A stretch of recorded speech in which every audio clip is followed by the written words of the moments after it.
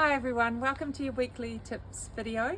So your next box is going to be arriving next week. So this one's all about getting your garden ready for your new plants to arrive. I'm going to send the plant list with this one.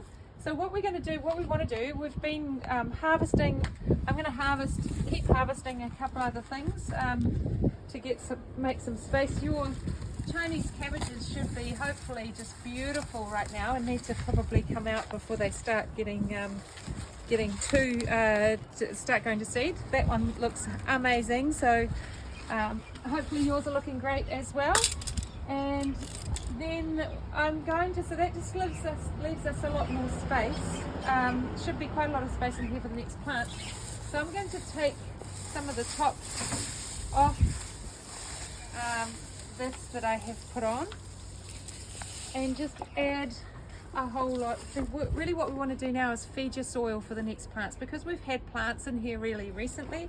We want to make sure that we're constantly feeding the soil. So I've got the tailings out of my worm farm. If you've got a worm farm, then you can put the tailings in there.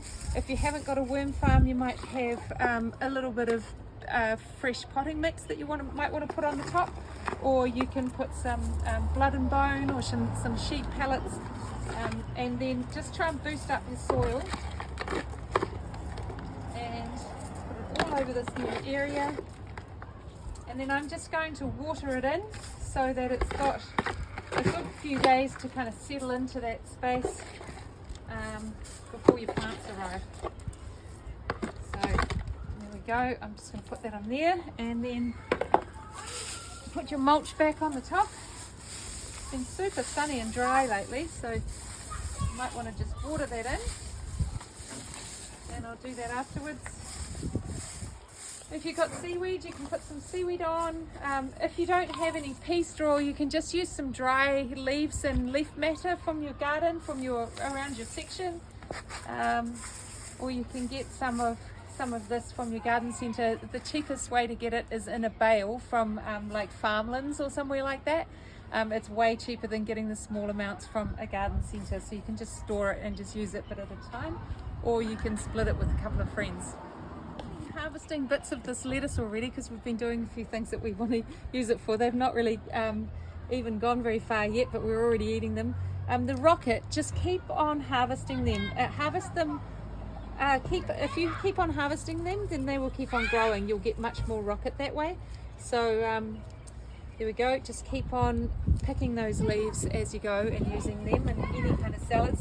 This is our lovely spinach is coming along here. It's probably actually got a bit more time before it can really be harvested very well, but if you're in need of a bit of spinach, you can always take a shortcut and eat some. It'll grow.